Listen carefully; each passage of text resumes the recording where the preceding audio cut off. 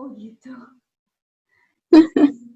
Ngomong-ngomong masalah SKS saya, sistem kuliahnya gimana? Paketan juga tiap semesternya? Enggak, saya. Jadi kalau untuk master, kalau di departemenku ya, jadi kan depend on departemen. Kalau aku kan karena basicnya riset juga, jadi karena kita ada lab, mata kuliah atau course yang perlu kita ambil itu ada 24 kredit dalam 2 tahun. Jadi satu mata kuliah atau satu course itu biasanya ada 3 kredit, 3 SKS. Jadi sekitar 8 mata kuliah aja kita bisa memenuhi syarat untuk tesis kayak gitu. Nah, 8 course. semesternya saya untuk tiap semester, untuk tiap semester.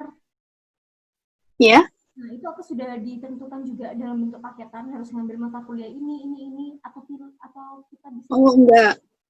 Jadi gini, ada mata kuliah namanya mata kuliah wajib sama mata kuliah pilihan. Ya. Nah, yang wajib itu biasanya sesuai dengan konsentrasi apa sih, riset apa yang kita pengen ambil. Misalnya aku kan biomedical application and biomedical signal application kayak gitu kan, saya. Jadi di situ ada namanya kayak discrete time processing kayak gitu, terus machine learning kayak gitu. Itu misalnya wajib gitu kan yang bisa kita ambil. Biasanya ada 3 wajib dan yang lainnya itu pilihan.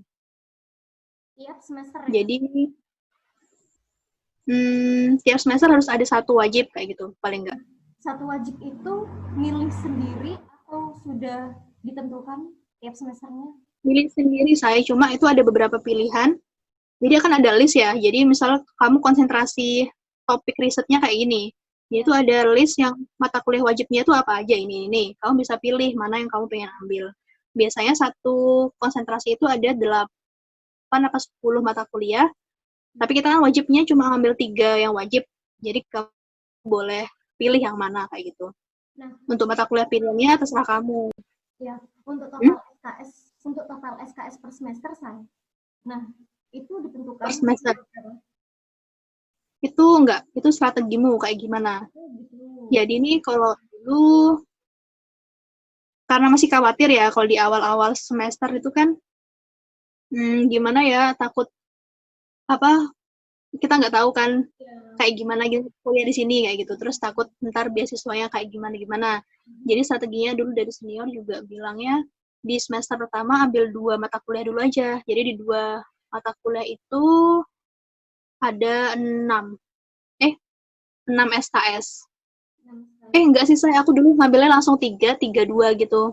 Jadi 3 mata kuliah, 3 kali 3 itu berapa? 9 kan? 9 SKS. Di semester 2-nya aku ngambil juga 3 mata kuliah, 9 SKS. Baru di semester 3-nya ngambil 2 mata kuliah, yaitu 6 SKS. Kayak gitu. Untuk menempuh, saya itu tadi total 24 SKS 2 tahun, itu sudah termasuk tesis? Gini, kalau tesisnya itu kayaknya enggak, kreditnya enggak masuk yang syarat itu. Itu beda lagi. Itu memang tesis sendiri gitu, saya. Enggak terhitung. Jadi kalau untuk menempuh tesis, itu enggak ditentukan harus menempuh berapa SKS dulu? Oh iya, harus menempuh 24 itu, jadi minimal. Kalau untuk tesis? Tapi 24 itu udah mati-matian saya. Kalau untuk soalnya kita berapa SKS? Kalau untuk tesis sendiri berapa SKS? Nggak ada ininya ya. Nggak ada itunya. Cuma tiap semester kita harus ambil namanya independent study dan seminar. Independent study itu yaitu dinilai oleh profesor kita. Jadi kayak progres kita di lab kayak gimana itu dinilai dari prof. Masalah tesis ya, itu apa ada juga dosen pembimbing, dosen penguji? Iya, jadi selain dosen profesor kita kan sebagai pembimbing, itu nanti ada 3 orang tambahan. Penguji semua. Untuk master cuma 3 orang. Jadi ada tambahan 2 komite namanya untuk penguji kita. Oh, jadi penguji 2, pembimbing 1 ya? Iya. Oh, berarti kayak seminar proposal, seminar hasil itu kayak Nggak ada. Oh, nggak ada. Iya, jadi kalau proposal itu udah kayak unofficial gitu, apa ya?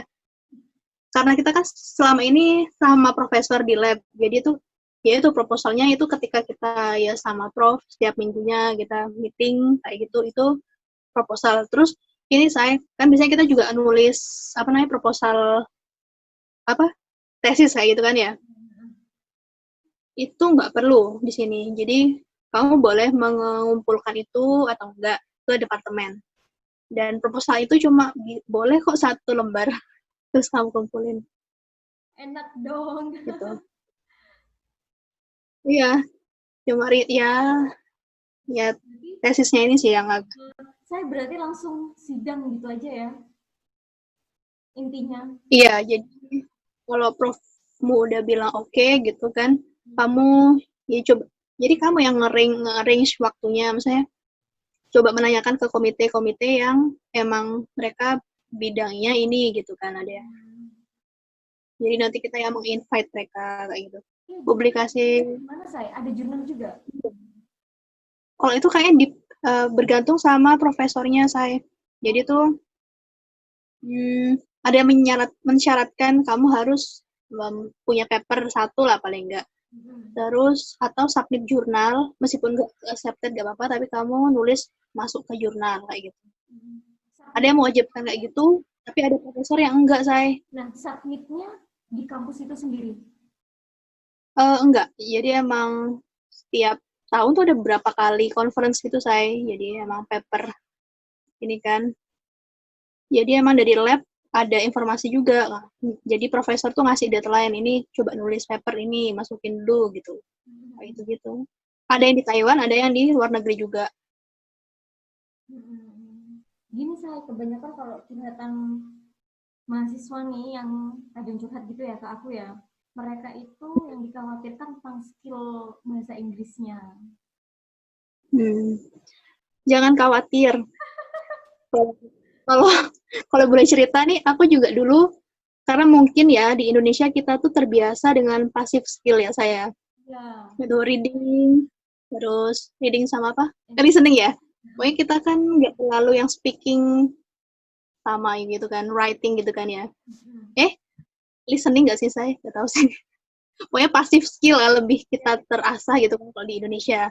Tapi waktu di sini, jujur, aku tuh agak kesulitan awal-awal. Karena masih belum terbiasa dengan aksen, apalagi terutama orang lokal sini, saya. Iya. Logatnya beda banget gitu. Ini apa ya, jadi waktu awal-awal semester, setiap kuliah aku tuh ngerekam apa yang profesornya sampaikan di kelas gitu kan. Nanti aku dengerin lagi, dicatat, oh begini tuh. Terus akhirnya setelah juga ngobrol sama banyak berteman dengan ya baik foreign student juga gitu kan akhirnya get used to listen ya. Iya. Kayak gitu. Jadi sebenarnya kalian jangan khawatir kok. Aku dan banyak juga teman-teman di sini yang kalau boleh cerita juga banyak loh teman-teman di Asia juga yang mereka bahasa Inggrisnya juga kurang speakingnya gitu. Tapi kita ya tetap berusaha aja. Pokoknya kita saling paham gitu kan. Grammar sih ya. Jadi kalian tuh jangan takut lah. Sebenarnya kalau kita mau ngomong biasa gitu tanpa memperhatikan grammar sih bisa-bisa aja. Cuman kan nggak beneran banget kan nantinya jadinya. Iya, aku awal juga ini mikir dulu, apa ya, aku mau ngomong ini apa ya gitu. Iya. Tapi nanti bakal terbiasa kok. Kamu awal-awal juga kesulitan ya. Bener. Jadi tips Karena belum terbiasa dengan active skill-nya, say. Wajar kok, nggak apa-apa. Pokoknya jangan apa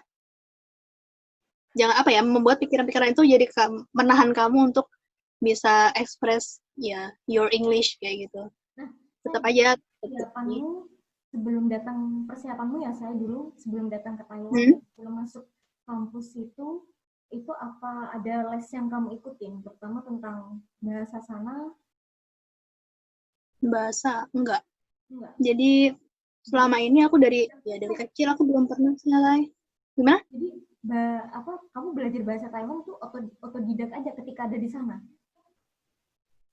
Iya, jadi karena untuk mahasiswa S2 biasanya kita nggak diwajibkan untuk bisa berbahasa bahasa lokal gitu kan. Biasanya yang S1 saya yang harus dalam 1 tahun pertama itu kita belajar bahasa Mandarin dulu kayak gitu.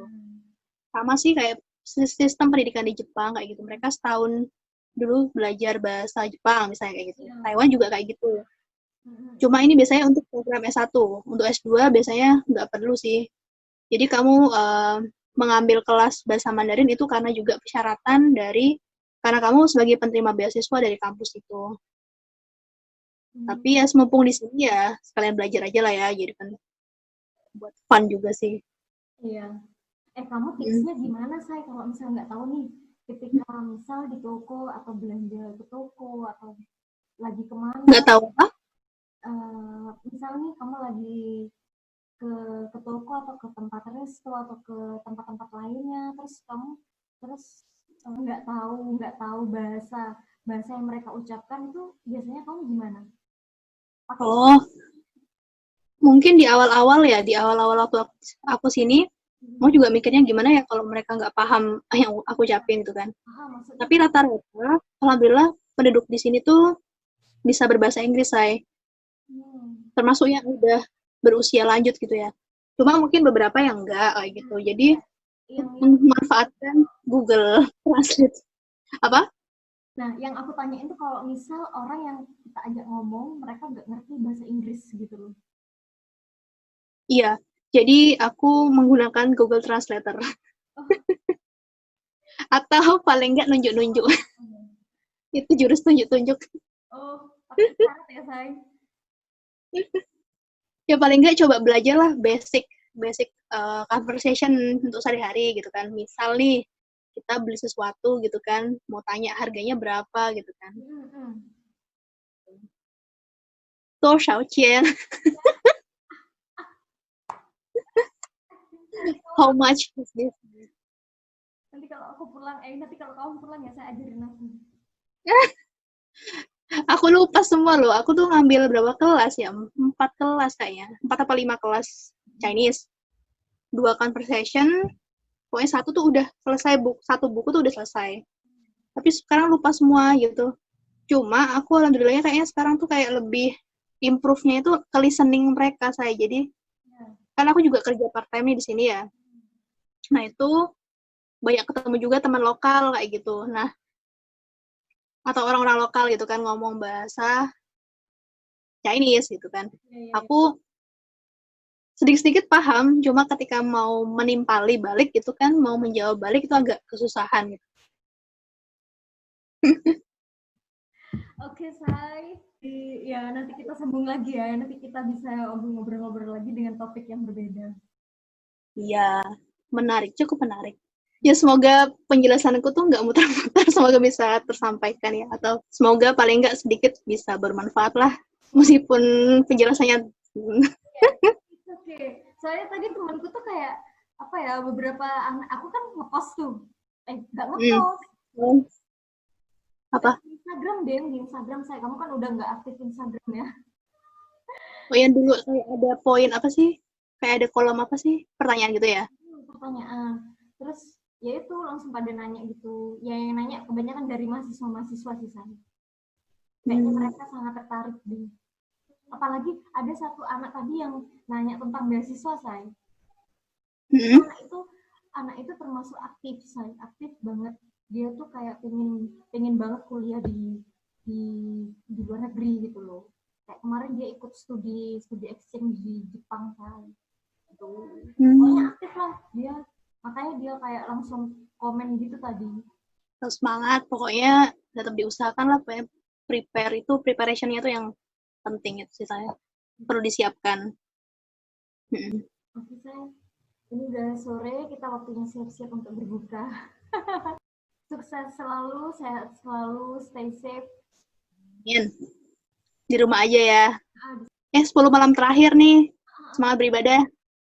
Bye, Say. Wassalamualaikum warahmatullahi wabarakatuh. Waalaikumsalam.